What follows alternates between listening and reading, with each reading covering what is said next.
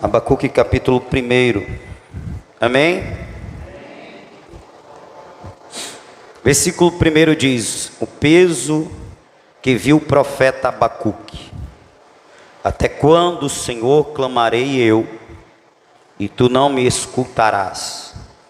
Gritarei violência, e não salvarás. Por que razão me fazes ver a iniquidade e ver a vexação? Porque a destruição e a violência estão diante de mim. Há também quem suscite a contenda e o litígio. Por esta causa a lei se afrouxa e a sentença nunca sai, porque o ímpio cerca o justo, e sai o juízo pervertido. Vede entre as nações e olhai, maravilhai-vos, admirai-vos, porque realizo em vossos dias uma obra que vós não crereis, quando vos for contada. Porque eis que suscita os caldeus, nação amarga e apressada, que marcha sobre a largura da terra, para possuir moradas não suas. Horrível e terrível é, dela mesma sairá o seu juízo e a sua grandeza. Os seus cavalos são mais ligeiros do que os leopardos e mais perspicazes do que os lobos à tarde. Os seus cavaleiros espalham-se por toda parte. Sim, os seus cavaleiros virão de longe, voarão como águias que se apressam à comida. Eles todos virão com violência. O seu rosto buscará o oriente, e deles congregarão os cativos como areia. E escarnecerão dos reis e dos príncipes, farão zombarias. Eles se rirão de todas as fortalezas, porque amontoando terra as montoarão. Então passarão como um vento, e pisarão e se farão culpados, atribuído este poder ao seu Deus. Não és tu desde sempre, ó Senhor, meu Deus, meu Santo? Nós não morreremos, ó Senhor. Para juízo o puseste, e tu, ó rocha, o fundaste para castigar. Tu és tão puro de olhos que não podes ver o mal, e a vexação não podes contemplar, porque, pois, olhas para os que procedem aleivosamente, e te calas quando o ímpio devora aquele que é mais justo do que ele. E farias os homens como os peixes do mar, como os répteis que não têm quem o governe? Ele a todos levanta com um anzol, e apanha-os com a sua rede, e os ajunta na sua rede varredora. Por isso ele se alegra e se regozija. Por isso sacrifica a sua rede e queima incenso a sua draga, porque com elas se engordou a sua porção e se engrossou a sua comida. Porventura, por isso esvaziará a sua rede e não deixará de matar os povos continuamente? O capítulo 1 termina com uma pergunta. O livro do profeta Abacuque provavelmente foi escrito entre o ano 600 e o ano 605 a.C. Portanto, alguns anos antes do primeiro cerco babilônico a Jerusalém. No sábado passado, eu trouxe aquela mensagem onde eu mostrei que houve 2 cercos de Jerusalém. Um nos tempos do rei Ezequias. Quem fez esse cerco foi Senaqueribe, portanto líder dos assírios. E eu mostrei no texto que foi Deus quem o enviou. Todavia, naquele ano, Deus deu um grande livramento a Judá, ao seu povo, quando através de um anjo exterminou os valentes do exército sírio. Um anjo derrotou 185 mil homens numa só noite. Senaqueribe, voltando para a sua terra, foi depois assassinado pelos seus filhos. Isso aconteceu mais ou menos no ano 700 antes de Cristo. O outro cerco é justamente o que acontece pós essa revelação aqui. É o cerco de Nabucodonosor, que se dá em 3 momentos. O último resulta na queda, o ano 586 antes de Cristo. O rei então é o rei Zedequias. Nabucodonosor invade pela 3ª vez, e dessa vez faz um extermínio terrível, destrói templo, saqueia templo, leva alguns cativos e deixa só os miseráveis na terra. Foi terrível.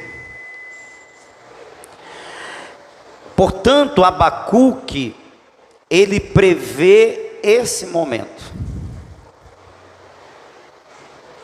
Ele profetiza esse evento. Alguns anos antes ele profetiza. Mas olha que interessante, irmãos. O capítulo 1 começa com Abacuque, com seu senso de justiça.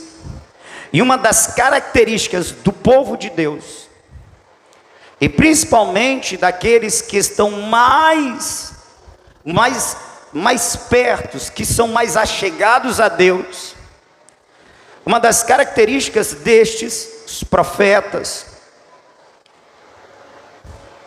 os homens e mulheres que têm intimidade com Deus, é carregar ou ter compartilhado o fardo de Deus, acerca do estado do seu povo, da condição que o seu povo está.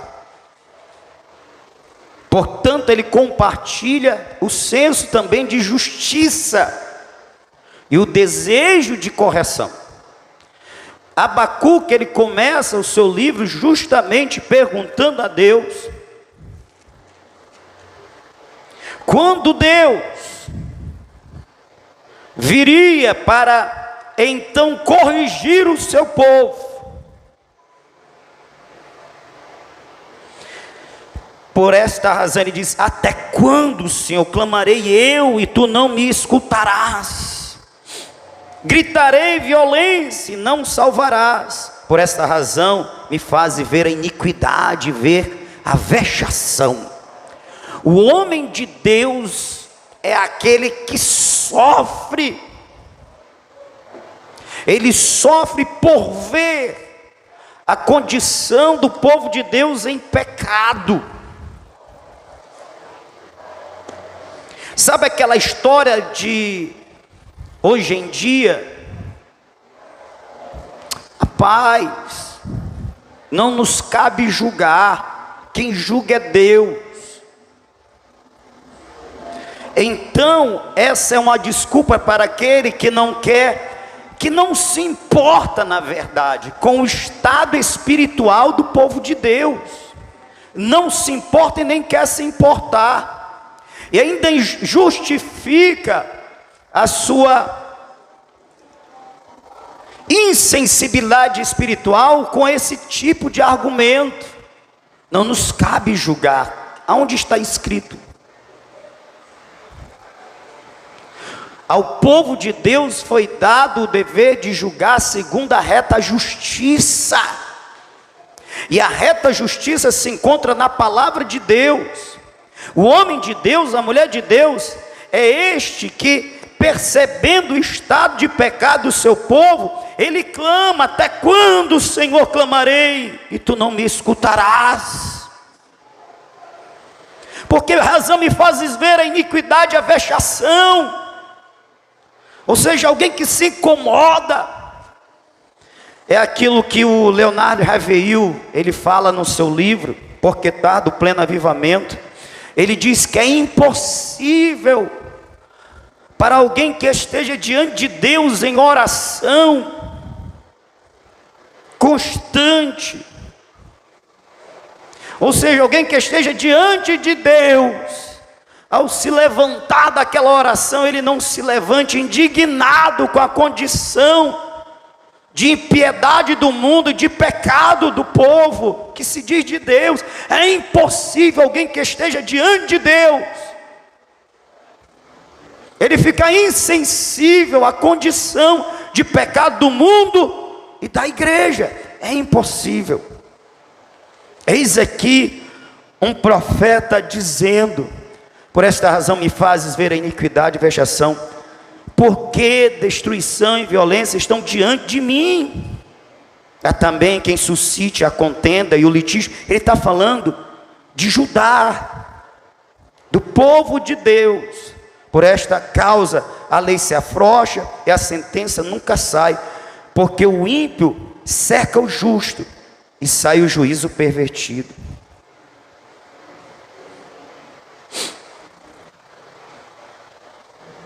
E ele está pedindo a Deus, primeiro ele está questionando Deus, por que que o Senhor não faz algo? Por que que o Senhor, ao ver a injustiça, não intervém? Porque o Senhor me faz ver este pecado e não me responde a oração? Porque ver essa situação me leva a orar, me leva a pedir por justiça, me leva a pedir por juízo, me leva a pedir por correção. E aí o profeta Abacuque está pedindo: Deus, esse estado deplorável do povo,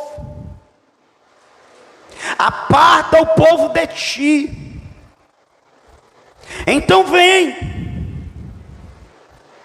restaurar este povo. A ideia aqui é: Senhor, intervém, porque esse povo está se distanciando de ti. Intervenha, vem corrigi-los, para que eles não se percam. É provável que Abacuque, ou melhor, conjecturo eu, com este meu pensar contemporâneo e pentecostal, que Abacuque estivesse esperando uma ação divina, uma intervenção neste povo que está se afastando de Deus ao se aproximar do pecado. Uma intervenção do tipo: Deus, venha com teu espírito de misericórdia, convença este povo de seus pecados, para que eles abandonem o pecado, se santifiquem e vivam um poderoso avivamento a partir dessa renúncia do erro e aproximação de ti. Este povo desfrute da comunhão, este povo viva alegre, te servindo, te adorando em santidade, em intimidade contigo. Que o avivamento venha através de uma ação divina que vai convencê-los de seus pecados e vai levá-los ao arrependimento. Como todo bom pentecostal, se ele fosse, eu acredito que ele estaria fazendo uma oração esperando que Deus agisse assim. E sabe qual é a surpresa de Abacuque? É que Deus responde dizendo: Abacuque, eu tenho visto e eu vou corrigir o povo, vou suscitar os caldeus, povo poderoso que marcha sobre a terra, conquistando tudo que está à sua frente. Os caldeus serão, portanto, a minha vara de justiça e de juízo. Deus está respondendo a Abacuque dizendo: eu estou vendo a situação do meu povo e vou intervir sim, mas é com a correção, a punição de seus pecados devidamente.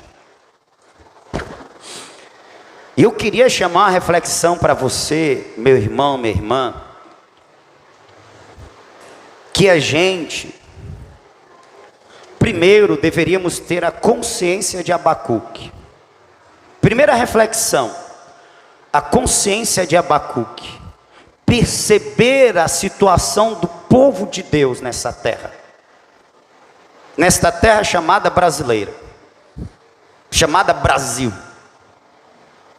Ter a plena convicção de que este povo, que na sua boa parte está em pecado, e este povo em pecado está se afastando de Deus, se afastando da graça, está se perdendo, e caso não seja resgatado, o seu fim será o distanciamento definitivo, e morrendo nessa condição é tormento eterno, é eternidade sem Deus, é o pior do juízo, ou dos juízos. Consciência de que este povo que se chama pelo nome de Deus não está bem, e de fato não está. Como, irmãos?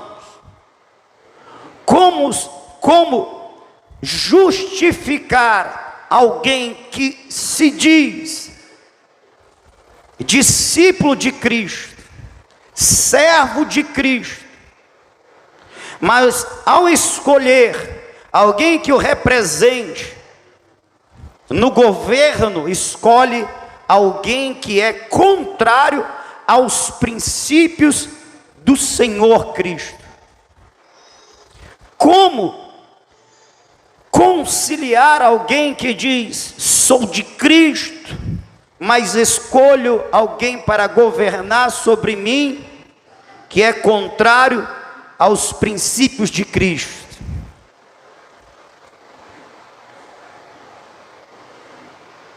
Não tem como conciliar isso.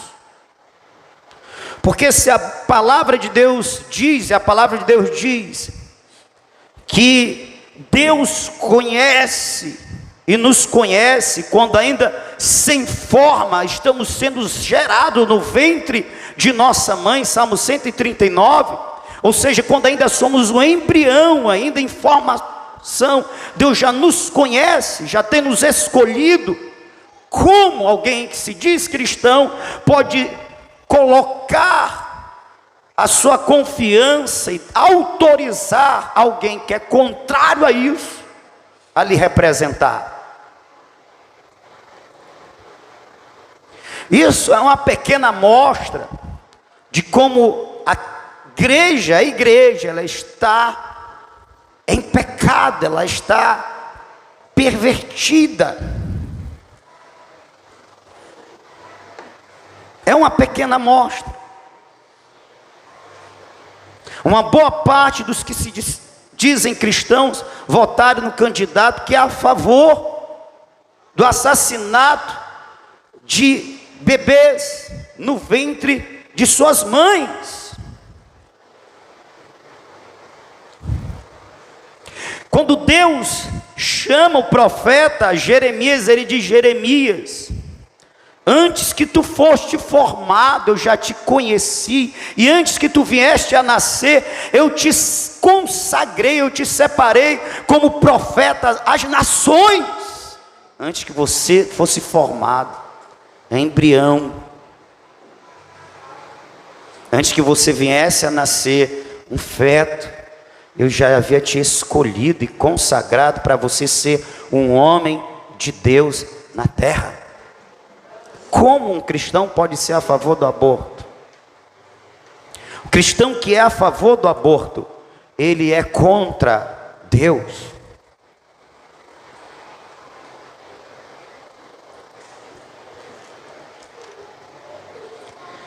Primeira consciência de Abacuque: Senhor, até quando clamarei e não me escutareis? Gritareis violência e não salvarás. Você acha que existe, pode existir uma violência equivalente, irmãos? Maior é difícil. Você já parou para assistir algum vídeo? Acorda, crente! Você já parou para assistir algum vídeo de como é o procedimento do aborto de um feto, ou seja, de um ser humano em desenvolvimento? Pedaços são tirados, tira a perninha, tira o braço.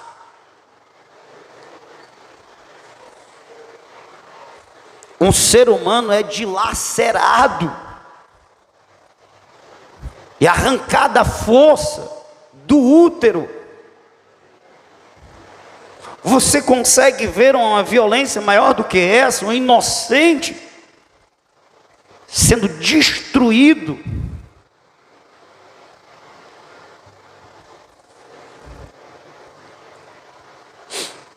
Segundo lugar, além da consciência, porque essa igreja que se declara igreja, mas é contrária aos princípios de Deus, ela está se perdendo.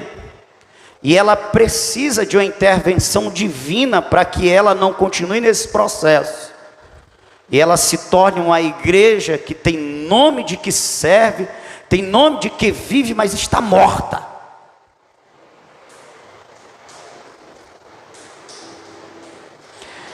Essa igreja que adora e diz: Deus está no nosso meio, mas Jesus está lá, as portas batendo para tentar entrar, porque já foi posto para fora faz tempo.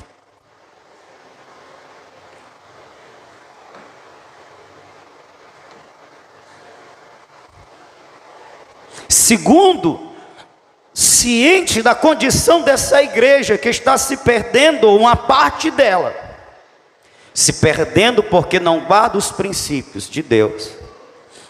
Tem muita gente que está pensando assim: é só não negar o nome de Jesus, é só não dizer que eu não quero mais Jesus, que está resolvido, eu sou salvo nele.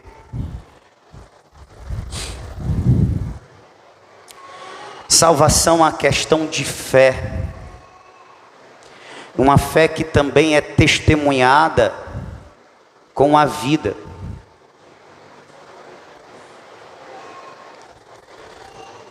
Uma fé que é testemunhada com a obediência. Obediência à palavra de Deus. Uma fé que é testemunhada pela submissão à vontade divina. Por exemplo, o tempo que estamos vivendo, nós estamos está sendo provada a nossa submissão e fidelidade. Deus não nos respondeu como nós queríamos. E agora? Bem, para o salvo, agora se revela quem de fato é submisso e quem não é. Porque o submisso vai dizer: seja feita a vontade de Deus.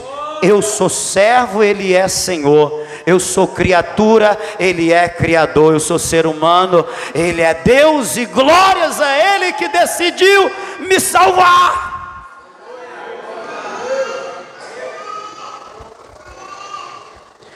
Então essa fé que se declara primeiramente focando em Cristo e se lançando a Cristo para que Ele seja Salvador e Senhor de minha vida, ela depois e continuamente ela é comprovada pela obediência, pela submissão.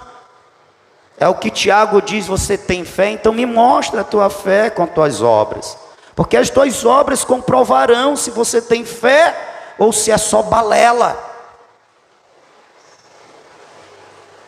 eu tenho fé, eu sou salvo, mas você não guarda os princípios de Cristo, sinto muito, você está se perdendo. A sua confissão está sendo negada pela sua forma de viver. Paulo já denunciava, no tocante, muitos professam conhecer a Deus, mas o negam por suas obras, por isso são reprováveis. Não adianta dizer eu sou de Cristo, eu levantei a minha mão, eu sou de Jesus, se os princípios de Cristo não são os teus. Em segundo lugar, nós precisamos rogar a Deus, para que Deus venha com sua misericórdia, com sua graça, chamar este povo que está se distanciando, chamar para perto. Agora preste atenção, esta oração, por mais que a gente queira, Deus, venha, convença este povo de seu pecado, ilumine a mente e coração deste povo, para que este povo se perceba e abandone o seu pecado, e se volte para ti. Isso será um grande avivamento. Nós precisamos estar prontos para que Deus haja do jeito dele, porque ele continua sendo soberano, e ele faz do jeito que ele apraz. Ele conhece a melhor forma para tratar com os seus. Portanto, se Deus não quiser vir com essa ação, para que nos conscientizemos que estamos em pecado em determinadas áreas e abandonemos, sabe assim, espontaneamente, se Deus que nos conhece, conhece a sua igreja que está nessa nação, e sabe como ela pode e deve ser tratada, Ele quiser agir com juízo, o que nos resta fazer, que nem Abacuque, porque Abacuque não tinha um entendimento, ele não compreendia, por isso ele entra no capítulo de número 2, orando. Ele não compreendeu, porque ele esperava que Deus agisse de outra forma, e não agisse corrigindo aquele povo através de uma nação que era mais ímpia que os judeus.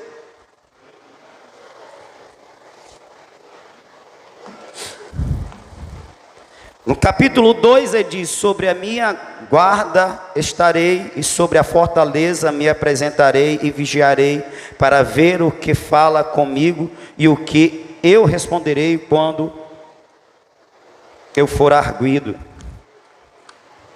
Eu vou entrar em uma campanha de oração, porque eu não entendo, sinceramente, Deus. Por isso que eu digo, Deus não tem problema quando a gente o questiona, Deus tem problema quando a gente se revolta.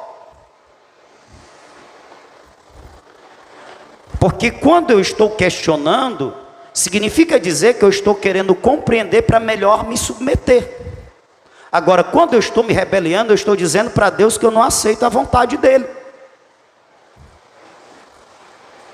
Deus não tem problema que a gente questione. Agora, Deus tem sérios problemas com aquele que não aceita o agir de Deus. Quem é você nessa história? Ele não está entendendo. Bem,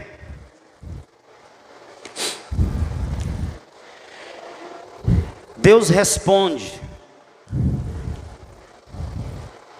No versículo 2, então está escrito: então o Senhor me respondeu. Irmãos, nós servimos a um Deus vivo, um Deus verdadeiro, que está sim disposto a ouvir e responder o seu povo. O que a gente tem que aprender é que o fato de Deus nos ouvir, o fato de Deus não ter problema de que questionemos a Ele, o fato de Deus estar disposto a nos responder, não significa dizer que Deus vai nos responder como nós queremos.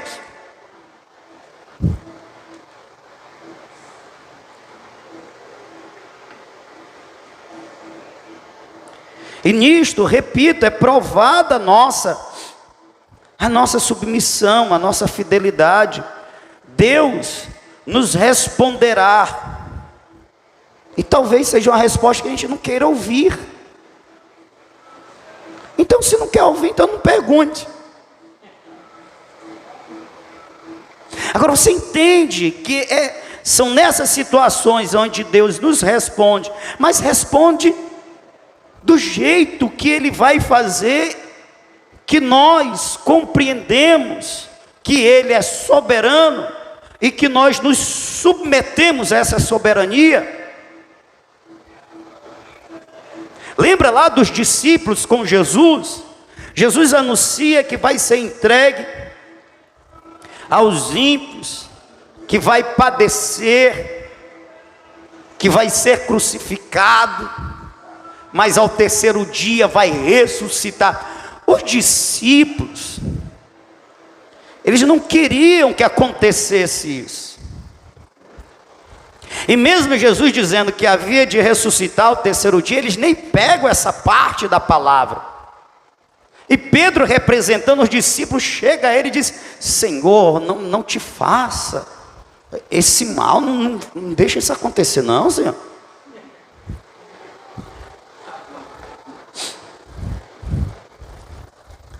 A resposta de Jesus para Pedro: para trás de mim, inimigo, adversário, Satanás. Sabe, Senhor, o Senhor está aqui e tal, a esperança é que o Senhor vai reinar, nós vamos ser bem-sucedidos, vamos reinar contigo, quem sabe você um governador de uma província, já que o Senhor vai ser o rei de toda a terra, não ministro, quem sabe ministro das finanças. E Jesus está dizendo, Jesus chega e diz: eu vou padecer, eu vou morrer, mas vou ressuscitar. Eles só ficaram que eu vou padecer, eu vou morrer. Não, Senhor. E por que não? Porque isso frustra os meus planos. Isto frustra o que eu espero de ti, o que eu quero de ti. Sabe, muito da relação dos crentes com Deus é essa relação egoísta. É o que eu espero de ti, quando na verdade deveria o que o Senhor espera de mim.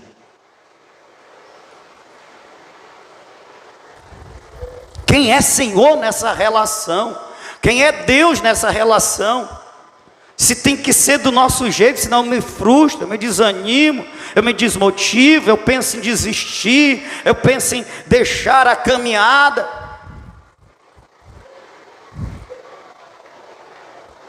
Sabe como é que tem que ser as nossas orações, irmãos? É: Deus, o que é que o Senhor espera de mim? Como é que o Senhor quer que eu ore nesse momento?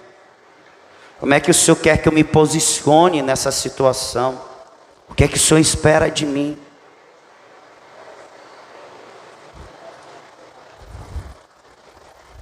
Deus responde, mas não do jeito que o Abacuque esperava, né? Na verdade, o Abacuque, a resposta é para que Abacuque tenha compreensão do que ele está perguntando. Escreve a visão e torna bem legível, abre tábuas para que a possa ler, o que correndo passar. Ou seja, faça o seguinte, anote isso em tábuas e anote com uma grafia grande. A ideia é que todos fiquem sabendo do que eu vou te dizer.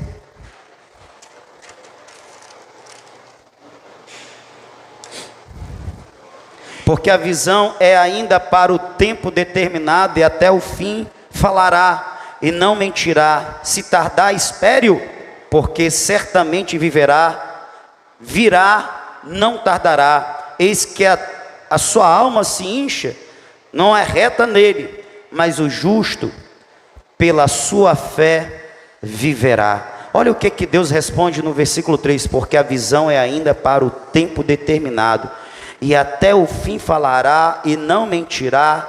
Se tardar, espera-o, porque certamente virá, não tardará. Deus está dizendo: olha, eu vou fazer justiça.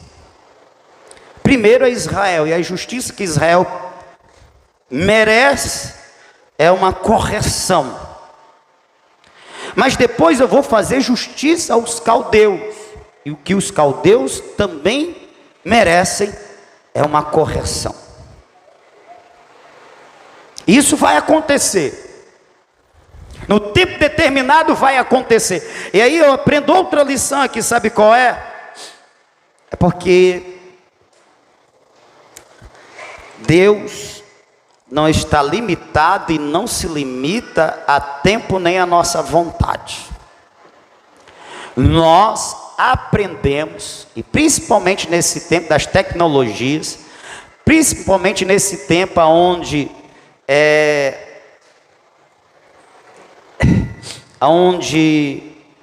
a dopamina, aquilo que nos provoca a sensação de bem-estar, isso é injetado diariamente em nós.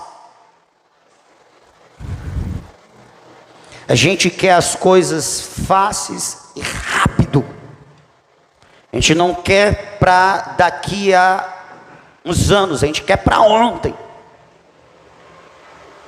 E nós estamos muito acostumados e mal acostumados a quando queremos algo de Deus, que Deus faça, um, do nosso jeito, e dois, no nosso tempo. É ou não é verdade? A gente orou 21 dias, jejuamos 21 dias, e Deus não nos respondeu, e a gente ficou frustrado. E a gente achou que 21 dias foi muito.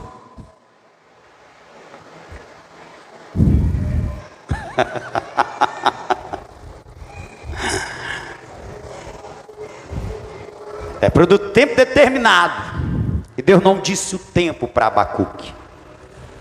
O que Deus disse é: espera.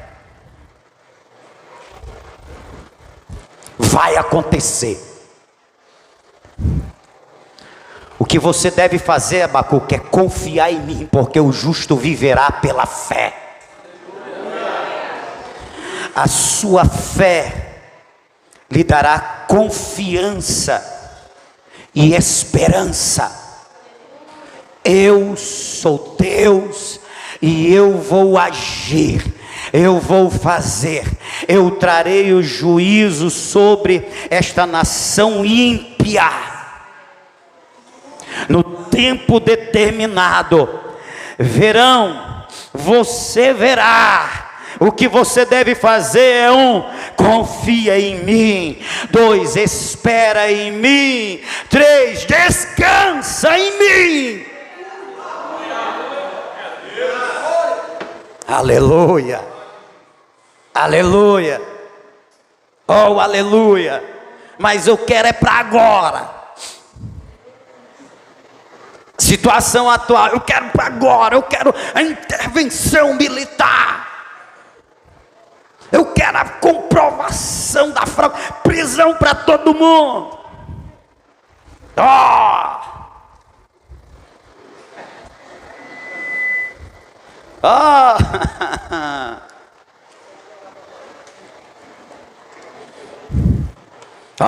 Crente imediatista somos nós.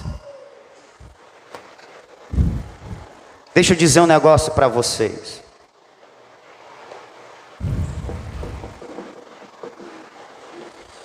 Se Deus agisse em cada situação de injustiça, de perversidade,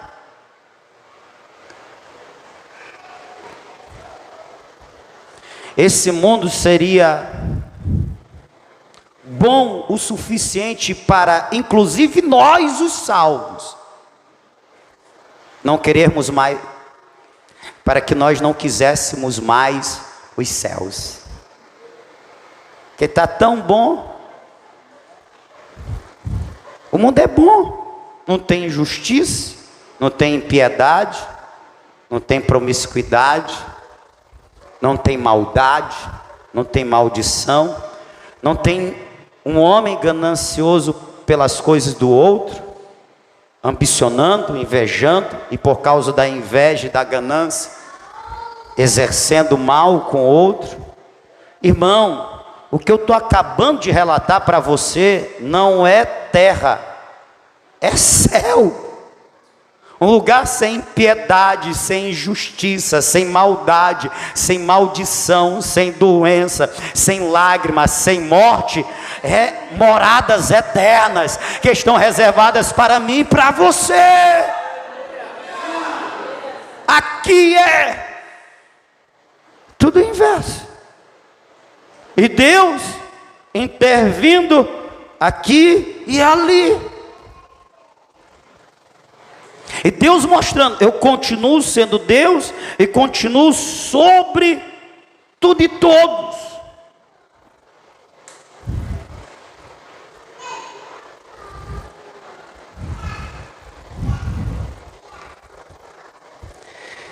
Preste atenção.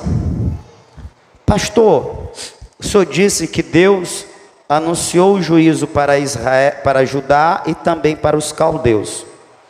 Qual a diferença? A diferença é simples. Os caldeus foram julgados. No texto você vai ler, as nações que eles subjugaram, depois foram as nações que o julgaram. Prevaleceram, exerceram o juízo e a punição. Morreu os caldeus. Acabou. Aos caldeus ainda está reservado outro juízo, o do grande trono branco.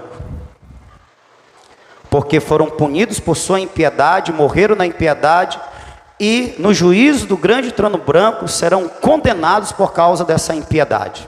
Quem está me ouvindo, diga amém. Amém.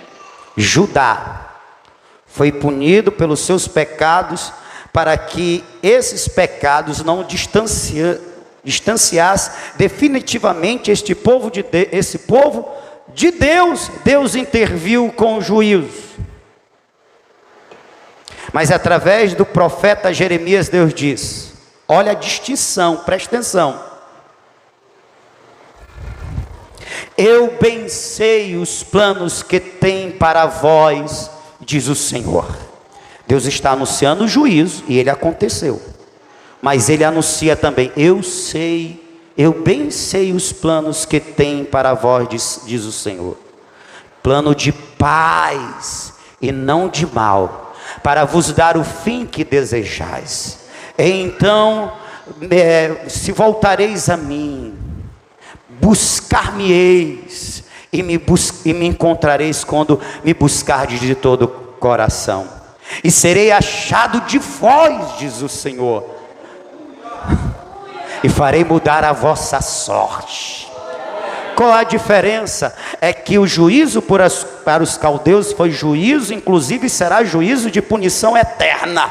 Mas o juízo que veio para Judá foi juízo para a restauração. Porque foi naquela provação, melhor, foi naquele juízo que o povo de Deus reconheceu que estava em pecado e se arrependeu dos seus pecados e abandonou a idolatria e buscou o Senhor com o espírito quebrantado. E Deus se deixou ouvir agora, e Deus restaurou a sorte do povo, do remanescente que escapou do juízo. Um Israel, uma nação que amava a Deus de todo o coração, aleluia, se voltou para Deus, e Deus foi o seu Deus, e eles foram o seu povo. Então qual é a diferença? É que o juízo para com o povo de Deus gera arrependimento, e o arrependimento gera busca, e a busca gera misericórdia, e com a misericórdia vem a restauração da comunhão, da intimidade, da verdadeira adoração, do verdadeiro culto. Se Deus está agindo nesta nação para puni-la, é Deus. Se Deus está agindo nesta nação para corrigir o seu povo, Deus tem planos para restaurar este povo. Deus tem planos para restaurar este povo. Deus tem planos para avivar este povo. Deus tem plano para chamar este povo para perto dele. Um povo que não vai se perder, um povo que vai se firmar, um povo que vai se chamar pelo nome do Senhor. Não é um povo que vai ter nome de que vive, mas vai estar morto. Não, é um povo que vai viver, porque Cristo vive através deste povo. Essa é a grande diferença. É que quando Deus corrige o seu povo, é para livrar o seu povo da perdição, é para chamar o seu povo para perto. E nós precisamos não apenas entender isso, é a gente aceitar isso. A gente quer um avivamento. Nós queremos um avivamento. Um avivamento vem primeiramente com arrependimento. Lembra dos tempos de Samuel? Do tempo do Icabode? A glória que se foi. Deus havia, por assim dizer, se afastado do seu povo. Como é que estava o povo? Primeiro foram vencidos pelos seus inimigos. Correção. Mas a Bíblia diz que o povo suspirava por Deus. O povo foi corrigido, mas ao invés de blasfemar, eles suspiravam por Deus.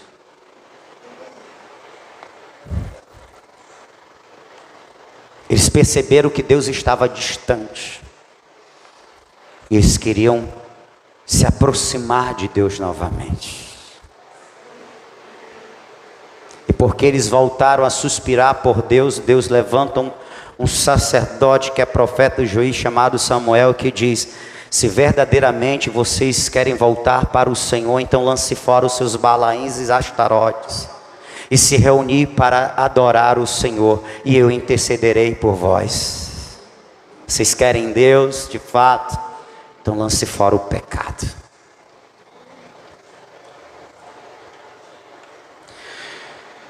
Abacuque entende, ele não apenas entende, ele aceita. E aí nós temos Abacuque encerrando o seu livro com um dos textos que nós mais conhecemos. A partir do versículo 16 ele diz: ouvindo eu, o meu ventre se comoveu. Sabe quando é que dá aquela frieza, assim, aquele frio na barriga, dá aquele... quando a gente se sente nervoso, impactado com algo? Pois é. A sua voz tremeram os meus lábios, entrou a podridão dos meus ossos, estremeci dentro de mim. Descanse eu no dia da angústia, quando ele vier contra o povo que nos destruirá. Ele está falando do quê? Ele vai vir sobre este povo, ele vai trazer correção.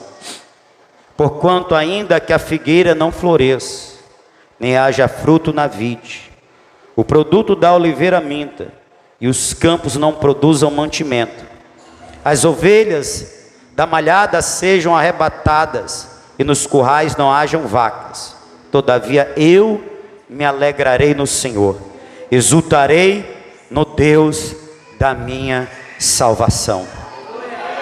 Jeová, o Senhor, é a minha força, e fará os meus pés como a das servas, e me fará andar sobre as minhas alturas. Você entende isso? Deus não respondeu-me como eu queria. Deus não vai fazer no tempo que eu quero. Deus não vai fazer do jeito que eu estou pedindo ou acreditava. Mas Ele virá com justiça. E esse Deus me diz: confia em mim, espera em mim, viva pela fé, porque eu sou juiz na terra e vou julgar e punir a injustiça. Se firme em mim, espere em mim, descanse em mim, viva pela fé em mim. Aleluia, glória a Deus. Ainda que a figueira não floresça, que não haja ovelha no curral, eu todavia me alegrarei no Senhor, exultarei no Deus da minha salvação. Não é porque Deus não me respondeu no tempo que eu achava, ou do jeito que eu queria, que eu vou deixar de confiar nele, eu vou deixar de adorá-lo, vou deixar de servi-lo. Não, Ele continua sendo o meu Deus, Ele continua sendo aquele que me fortalece, Ele continua sendo aquele que firma meus pés na rocha, Ele continua sendo, sabe, o castelo forte onde eu estou abrigado, Ele continua sendo soberano, Ele continua sendo todo-poderoso, Ele continua sendo Deus na minha vida, eu continuo sendo seu servo, eu continuo sendo seu adorador, acima de tudo e de todos, eu continuo adorando o Deus da minha vida, o meu Salvador. Aleluia, louvado seja o nome do Senhor Jesus. Eu quero terminar, irmãos, essa reflexão dizendo ainda mais algo.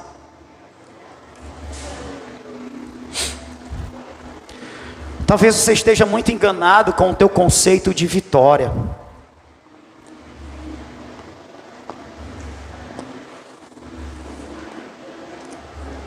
Talvez você tenha sido ensinado há longos anos que a vitória, ela só se dá se eu sofro injustiça hoje e amanhã eu sou respondido. Talvez o teu conceito de vitória se dá quando, por causa do nome de Jesus, você é perseguido, ou ameaçado, ou até punido, com perdas, com danos. E aí vem Deus e reverte tudo. Eu quero te dizer que você tem um conceito de vitória muito pequeno.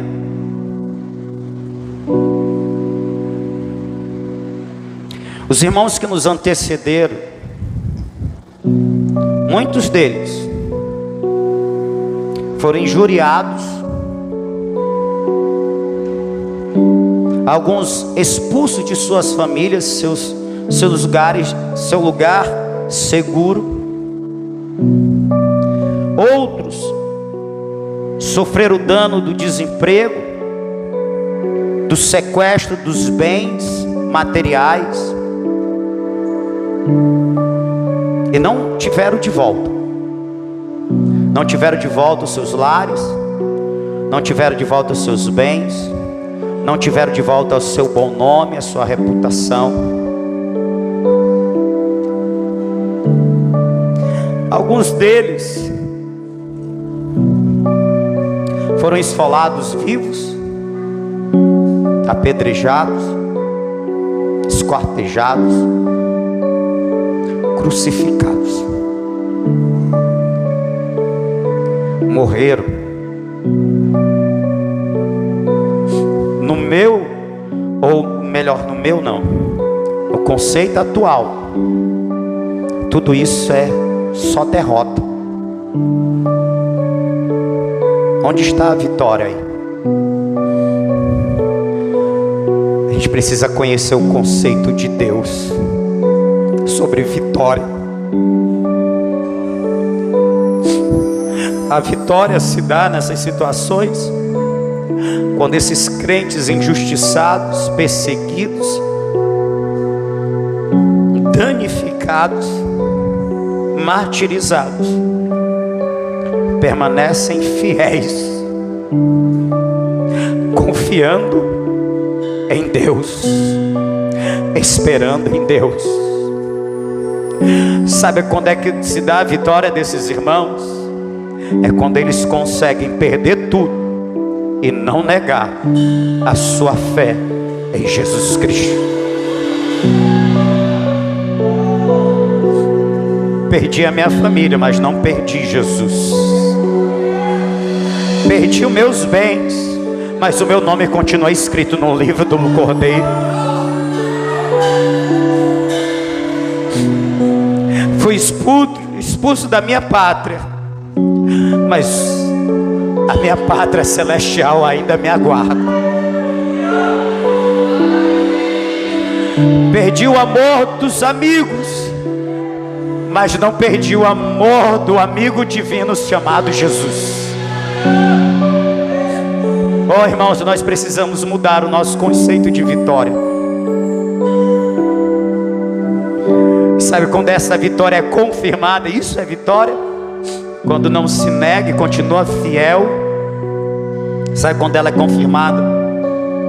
Sabe quando ela será confirmada? Primeiro, ela é confirmada quando esse crente, apesar de tudo, ele tem um encontro com a morte. E quando a alma se desliga deste corpo, os olhos se fecham para esse tempo presente e se abrem para a eternidade. Uma das primeiras visões que esse salvo tem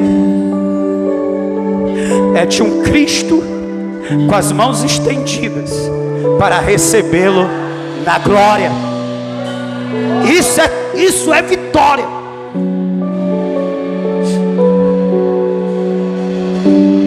É quando esses crentes que perderam tudo, inclusive a vida, ao ressoar da última trombeta,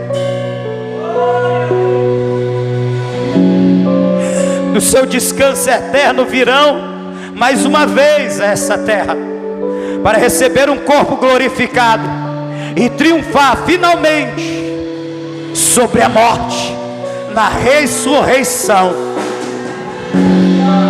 Isso é conceito de vitória. Onde está a morte, o teu aguilhão? Onde está a morte, a tua vitória? Tragada foi a morte em vitória. Porque o aguilhão da morte é o pecado, e a força do pecado é a lei. Mas graças a Deus que nos dá a vitória em Cristo Jesus, nosso Salvador.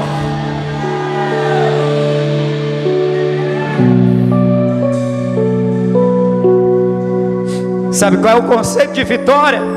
É quando você é abatido, mas porque Cristo está com você, e você não desiste dessa fé, você continua fiel e esperançoso nele. Nós somos abatidos, mas nunca destruídos. Nós nos cansamos, mas ele vem e renova as nossas forças. Isso é conceito de vitória, irmão. Cristo, o nosso Cristo, ele não foi derrotado. Quando ele sofreu a pior e a mais vergonhosa das mortes, não foi, irmãos.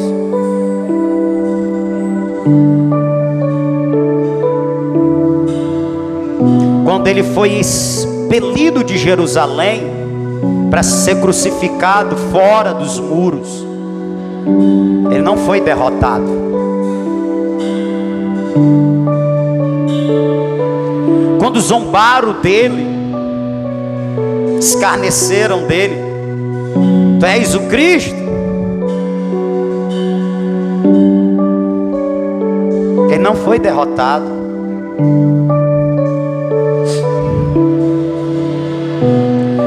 Estou dando exemplo do que nós podemos passar por causa da nossa identificação com Jesus.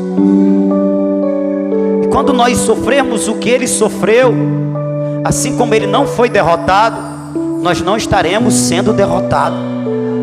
Ele mesmo disse: bem-aventurados vocês são, vocês serão felizes quando por causa do meu nome, por causa de mim, vos injuriarem, vos perseguirem e disserem todo mal contra vós, e fizerem todo mal contra vós. Alegrai-vos e exultai-vos, porque é grande o vosso galardão que está no céu. Nós precisamos entender isso, se nós quisermos sobreviver a esse tempo. Quem não estiver disposto a se identificar com Cristo nos seus sofrimentos, sinto muito, a sua caminhada tem tempo determinado para acabar. Sabe o que é que nós temos que resgatar? Aquilo que fizeram os apóstolos, que foram alegres para a igreja e disseram: nós fomos presos, nós fomos surrados por causa de Jesus. Nós estamos alegres. Por que vocês estão alegres? Porque Deus nos deu a honra de nos identificarmos com Ele no seu sofrimento, de apanharmos por Ele. Aleluia.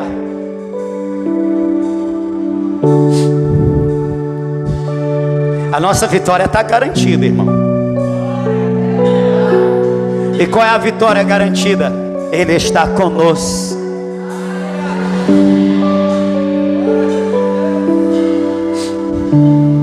Para quando a gente ser ferido, Ele nos sarar. Mas feridas vêm. Quando a gente se cansar, Ele nos renovar as forças, mas a gente vai se cansar. Quando a gente se abater, Ele nos levantar, mas a gente vai ser. Quando a gente perder, Ele nos lembrar que nós já ganhamos, e o nosso tesouro maior está com Ele, e o que está com Ele nada e ninguém pode tirar. A nossa vitória é Cristo.